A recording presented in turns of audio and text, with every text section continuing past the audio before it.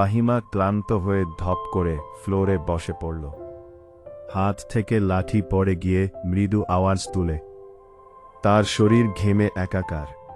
কপালের বিন্দু বিন্দু ঘাম হাতের তালু দিয়ে মুছে বার কয়েক জোরে জোরে নিঃশ্বাস ফেলল। এরপর চোখ তুলে সামনে তাকাল।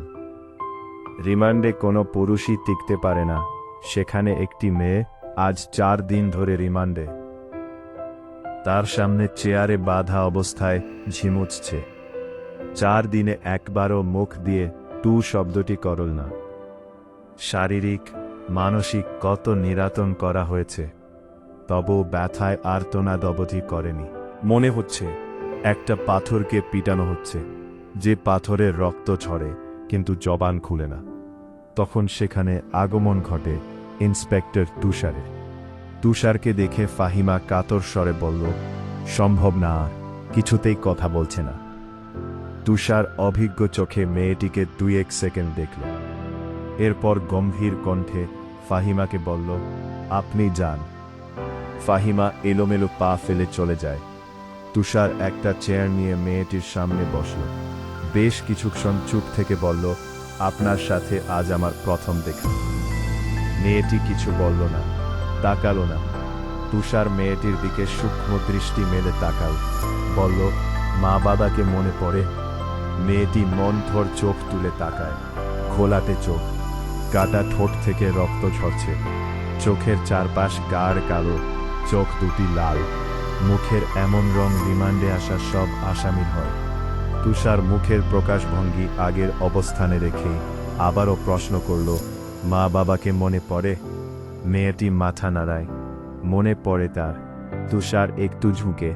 মেয়েটি অসহায় দৃষ্টি মেলে তাকায়। তুষার মেয়েটির হাতের বাঁধন খুলে দিয়ে নির্বিকার ভঙ্গিতে প্রশ্ন ছুড়ল, নাম কি? যদিও তুষার মেয়েটির নাম সহ পুরো ডিটেলস জানে, তবুও জিজ্ঞাসা করল। তার মনে হচ্ছে মেয়েটি কথা বলবে। সত্যি তাই হল। মেয়েটি ভারাক্রান্ত কণ্ঠে নিজের নাম উচ্চারণ করল, পদ্ম। আমি পদ্মজা। পদ্মজা হেলে পড়ে তুষারের উপর। তুষার দ্রুত ধরে ফেলল। উঁচু কণ্ঠে ফাহিমাকে ডাকল, মিস ফাহিমা, দ্রুত এদিকে আসুন। ফাহিমা সহ আরও 2 জন দ্রুত পায়ে ছুটে আসে। 1979 সালে সকাল সকাল রশিদ ঘটকের আগমনে হেমলতা ভীষণ বিরক্ত হন। তিনি বারবার পয় পয় করে বলেছেন, পদ্মর বিয়ে আমি এখনই দেব না, পদ্মকে অনেক পড়াবো। তবু রশিদউদ্দিন প্রতি সপ্তাহে এক পাত্রের খোঁজ নিয়ে আসবেন। মাত্র 16। শামসুল আলমের মেয়ের বিয়ে হয়েছে 24 বছর বয়সে। পদ্মর বিয়েও তখনই হবে, পদ্মর পছন্দ মতো। হেমলতা রশিদকে দেখেও না দেখার ভান ধরলেন। রশিদ $1 থুথু ফেললেন উঠানে। এরপর হেমলতার উদ্দেশ্যে বললেন, বুঝছ পদ্মর মা, এই বর যে পাত্র আছে আমি আনছি এক্কেরে খাঁটি হীরা। হেমলতা বিরক্ত ভরা কণ্ঠে জবাব দিলেন, আমি আমার মেয়ের জন্য পাত্র চাইনি। তবু বারবার কেন আসেন আপনি? যুবতী মাইয়া ঘরে রাহন ভালো না? মেয়েটা তো আমার, আমাকেই বুঝতে দেন না। হেমলতার কণ্ঠে বিরক্তি ঝরে পড়ছে। রশিদ অনেক চেষ্টা করেও সুবিধা করতে পারলেন না। ব্যর্থ থমথমে মুখ নিয়ে সরকে পা রাখেন। প্রতিদিনই কোনো না কোনো পাত্রপক্ষ এসে হাতে টাকা গুজে দিয়ে বলবে, মোর্শেদের বড় ছেড়িডারে চাই। রশিদ নিজে নিজে বিড়বিড় করে আওড়ান, গেরামে কি আর ছেড়ি নাই? একটা ছেড়িরেই ক্যান সবার চোখে পড়তে হইব, চাইলেই কি সব পাওন যায়? পূর্ণা স্কুল জামা পরে পদ্মজাকে ডাকল, আপা, এই আপা, স্কুলে যাবি না? পদ্মজা পিট পিট করে চোখ খুলে কোনো মতে বলল, না। পরপরেই চোখ বুজে ঘুমে তলিয়ে গেলে। পূর্ণা নিরাশ হয়ে মায়ের রুমে আসে। বাবা, আম্মা, আপা কি স্কুলে যাইবে না? হেমলতা বিছানা ঝাড়া রেখে পূর্ণার দিকে কড়া চোখে তাকান। রাগী স্বরে বললেন, যাইবে কি? যাবে বলবি। পূর্ণা মাথা নত করে ফেলল। হেমলতার কড়া আদেশ, মেয়েদের পড়াশোনা করাচ্ছি অশুদ্ধ ভাষায় কথা বলার জন্য নয়। শুদ্ধ ভাষায় কথা বলতে হবে। পূর্ণাকে মাথা নত করতে দেখে হেমলতা তৃপ্তি পান। তার মেয়েগুলো মান্যতা চিনে খুবই অনুগত। তিনি বিছানা ঝাড়তে ঝাড়তে বললেন, পদ্মর শরীর ভালো না, সারা রাত পেটে ব্যথায় কাঁদছে, থাকুক, ঘুমাক। পূর্ণার কিশোরী মন বুঝে যায় পদ্মজা কিসের ব্যথায় কেঁদেছিল। সে রাতে নানা বাড়ি ছিল বলে জানত না, ভোরেই চলে এসেছে। নানা বাড়ি হেঁটে যেতে 5 মিনিট লাগে। পূর্ণাকে চুপচাপ দাঁড়িয়ে থাকতে দেখে হেমলতা বললেন, তুই যা, মাথা নিচু করে যাবি, মাথা নিচু করে আসবি। আচ্ছা আম্মা। পূর্ণা রুমে এসে আয়নার সামনে দাঁড়াল, নিজেকে খুঁটিয়ে খুঁটিয়ে দেখল। এরপর গত মাসে মেলা থেকে আনা লাল লিপস্টিক বড় করে ঠোঁটে মাখে। 14 বছরের পূর্ণার ইদানিং খুব সাজতে ইচ্ছে করে। হেমলতা সেজেগুজে স্কুলে যাওয়া পছন্দ করেন না বলে পূর্ণা আগে লিপস্টিক মাখেনি। 3 দেয়ালের কাঠের ঘড়ির কাঁটায় সকাল 10টা বাজল মাত্র। এখনো পদ্মজা উঠল না। হেমলতা মেয়েদের রুমে ঢুকেন। পদ্মজা 2 হাত ভাঙ করে ঘুমাচ্ছে। জানালার পর্দা ভেদ করে আসা আলতো পেলব রোদ্দুরের স্পর্শে পদ্মজার মসৃণ পাতলা ঠোঁট, ফর্সা ত্বক চিকচিক করছে। হেমলতা বিসমিল্লা বলে 3 বার ফোঁ দেন।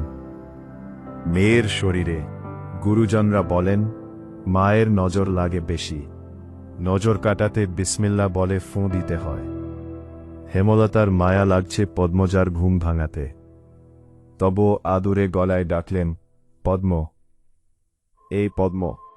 পদ্মজা চোখ খুলে মাকে দেখে দ্রুত উঠে বসে।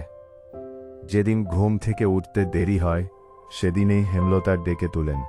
পদ্মজা অপরাধী কণ্ঠে প্রশ্ন করল, বেশি দেরি হয়ে গেছে আম্মা? সমস্যা নেই, মুখ ধুয়ে খেতে আয়। পদ্মজা দ্রুত কলপাড়ে গিয়ে ব্রাশ করে মুখ ধৌত করে। হেমলতা শিক্ষকের মেয়ে, তাই তার মধ্যে নিয়ম নীতির প্রভাব বেশি। মেয়েদের শক্তপোক্ত নিয়মে রেখে বড় করেছেন। পদ্মজা রান্নাঘরে ঢুকে দেখল প্লেটে খাবার সাজানো। সে মৃদু হেসে প্লেট নিয়ে টেবিলে গিয়ে বসল। তখন হেমলতা আসেন।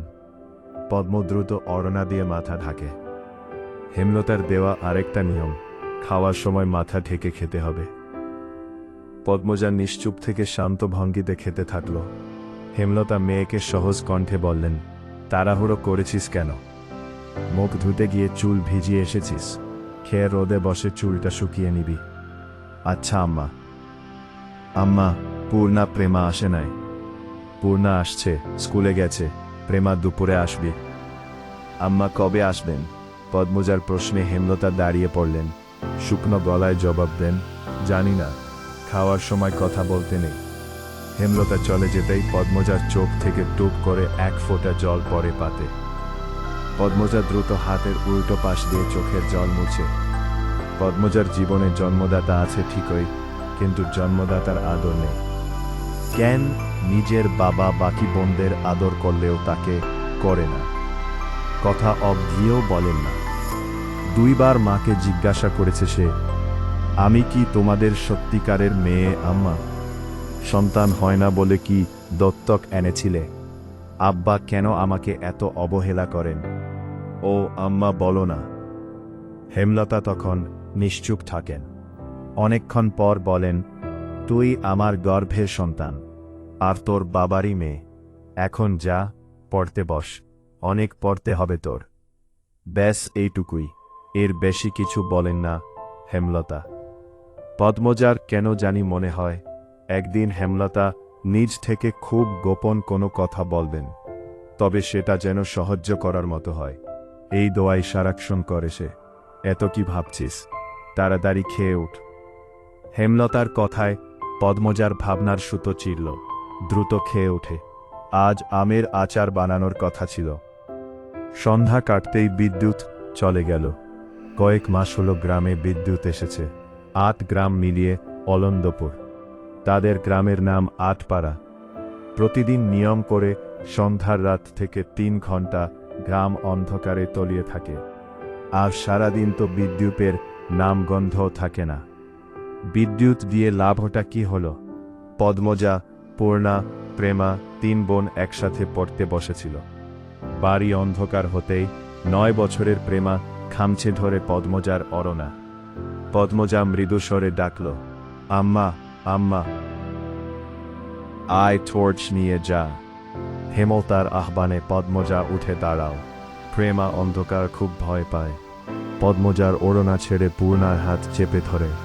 টর্চ নিয়ে রুমে ঢোকার মুহূর্তে পদ্মজা গেট খোলার আওয়াজ পেল। হুমকি দিয়ে হানিফকে দেখে সে দ্রুত রুমে ঢুকে পড়ল। হানিফ পদ্মজার সৎ মামা। বুবু, বাড়ি আন্ধার কেন, বাত্তি টাত্তি জ্বালাও।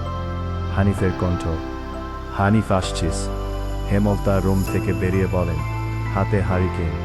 হানিফ সবকেটি দাঁত বের করে হাসল, বলেন, আমি। আয় ভেতরে আয়। হানিফ বারান্দা পেরিয়ে বড় ঘরে ঢুকে বলেন, তোমার ছেড়িগুলান কইতে? আছে রুমে, পড়ছে। এই আন্ধারেও পড়ে। হেমলতা কিছু বললেন না। হানিফ এই বাড়িতে আসলে কেন জানি খুব অস্বস্তি হয়, অকারণেই। ওদের খাওয়ার সময় হয়েছে, তুইও খেয়ে নে। এইখানেই খামু, না তোমার সরাইখানা যাইতে হইব। কথাটায় রসিকতা ছিল। গ্রামে থেকেও হেমলতা খাওয়ার জন্য আলাদা রুম নির্বাচন করেছেন, সেটা হানিফের কাছে রসিকতায় বটে।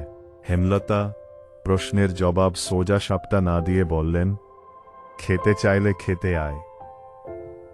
পদ্মজা কিছুতেই খেতে আসল না। কেমন জড়সড় হয়ে আছে। মনে হচ্ছে হানিফকে ভয় পাচ্ছে বা অবহেলা করছে। হানিফ 6 বছর সৌদিতে ছিল, 3 মাস হলো দেশে ফিরেছে।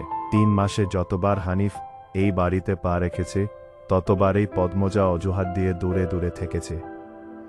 হেমলতার বিচক্ষণ মস্তিষ্ক মুহূর্তে ভেবে নিল অনেক কিছু, তাই জোর করলেন না। আজই এই লুকোচুরির ফয়সালা হবে। হানিফ পদ্মজাকে দেখার জন্য অনেক চলচাতুরি করল, কিছুতেই সুযোগ পেল না। বিদ্যুৎ আসার ঘণ্টাখানেক পর হানিফ চলে যায়। পূর্ণা, প্রেমা রুমে ঢুকতেই পদ্মজা ঝাঁপিয়ে পড়ে। রুদ্ধশ্বাস কণ্ঠে বলল, কতবার না করেছি, লোকটার পাশে বেশেখান না থাকতে, তোরা কেন শুনিস না আমার কথা? পূর্ণা ও প্রেমা বিস্ময়ে হতবিহ্বল। পদ্মজা কখনো তাদের এমন নিষেধ দেয়নি, তাহলে এখন কেন এমন বলছে? হেমলতা রুমে ঢুকতেই পদ্মজা চুপসে গেল। পদ মামার রুমে আয়। মায়ের এমন কঠিন কণ্ঠ শুনে পদ্মজার কলিজা শুকিয়ে আসে। হেমলতা নিজের ঘরে চলে যান। হেমলতা মেয়ের দিকে তীক্ষ্ণ দৃষ্টিতে তাকিয়ে আছেন। পদ্মজা নতজানু হয়ে কাঁপছে। সুন্দরীরা ভীতু আর বোকা হয় তার দৃষ্টান্ত প্রমাণ পদ্মজা। হেমলতার খুব মায়া হয় পদ্মজার সাথে উঁচু কণ্ঠে কথা বলতে। পদ্মজা রূপসী বলেই হয়তো গোপনে আবেগ লুকিয়ে তিনি বজ্রকণ্ঠে প্রশ্ন করলেন, কি লুকোচ্ছিস? হানিফের সামনে কেন যেতে চাস না? সে কি করেছে? পদ্মজা ফোপাতে থাকে। হেমলতা সেকেন্ড কয়েক সময় নিয়ে নিজেকে সামালান। কণ্ঠ নরম করে বললেন, হানিফ ধড়িবাজ লোক। সৎ ভাই বলে বলছি না, আমি জানি তার ব্যাপারে যে কোনো কথা আমার বিশ্বাস হবে। তুই বল, কি লুকোচ্ছিস? মায়ের আদুরে কণ্ঠে পদ্মজা আচমকা বাঁধ ভাঙ্গা নদীর মতো হু হু করে কেঁদে উঠল।